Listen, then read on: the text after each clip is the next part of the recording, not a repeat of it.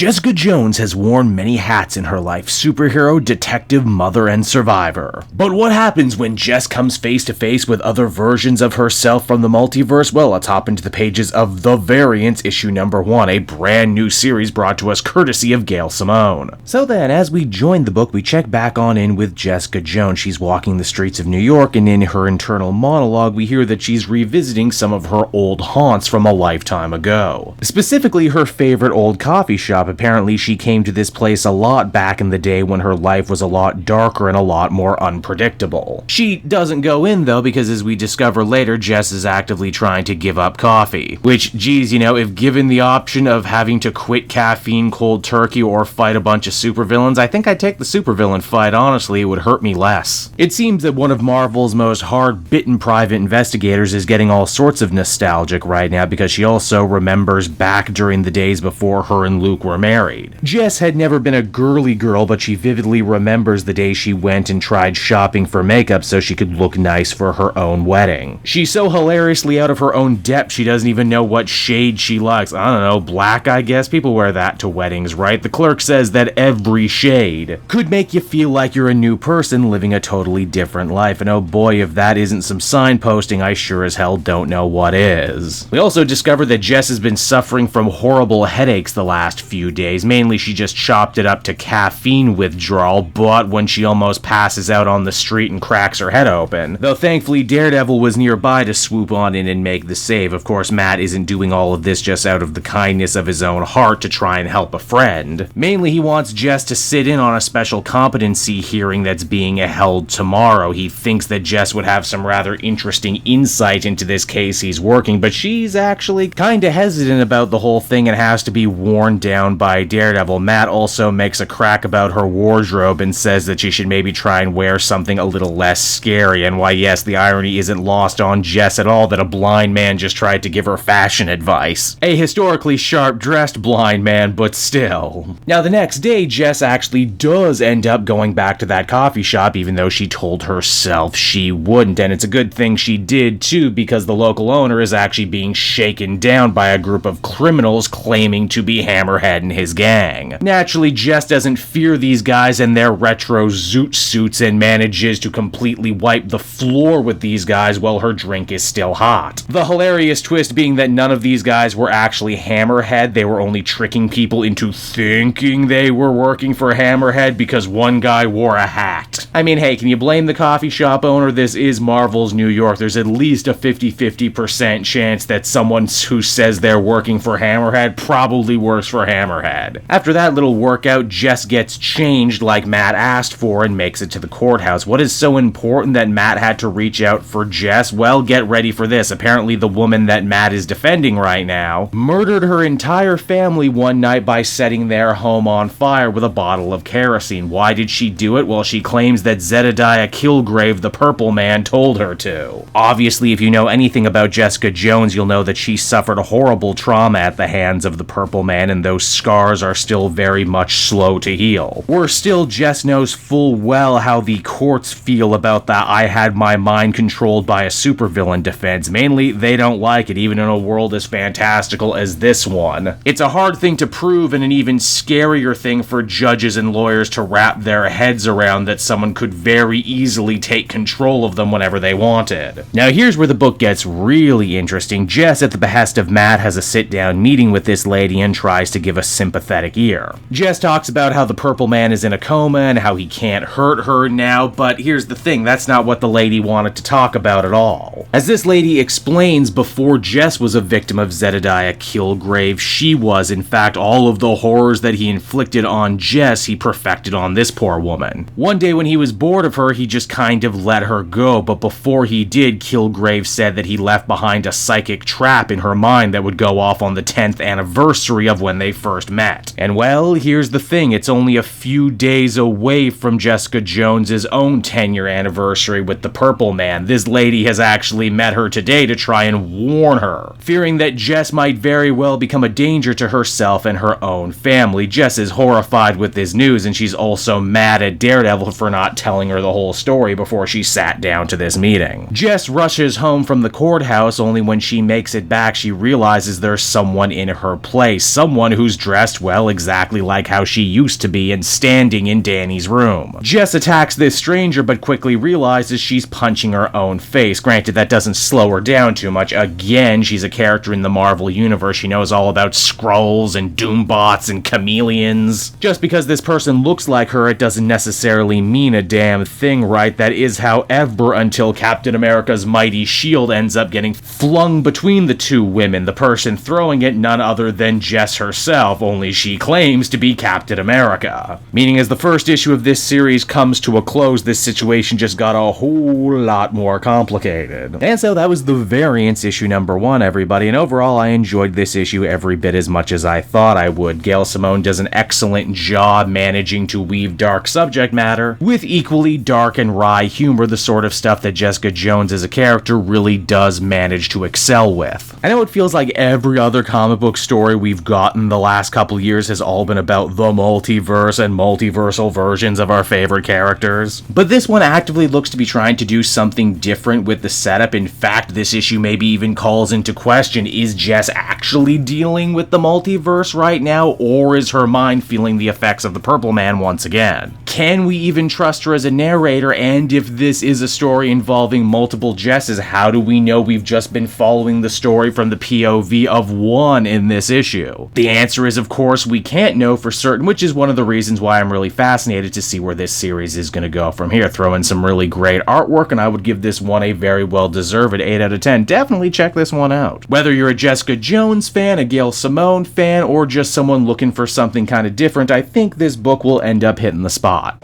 Hey there everyone, Cape Joel again, and I want to thank you so much for watching to the end of the video. As always, if you liked what you see, be sure to like, subscribe, comment. It really helps drive engagement and helps me out too. Also, if you are a patron, which you can become for as little as $1 a month, you will get exclusive content that no one else can ever see, and you'll get to see the Comic Multiverse podcast before anyone else too. You can check out all this and more down in the description. And until next time everyone, this has been Cape Joel, and I'll see you all next time. Cheers.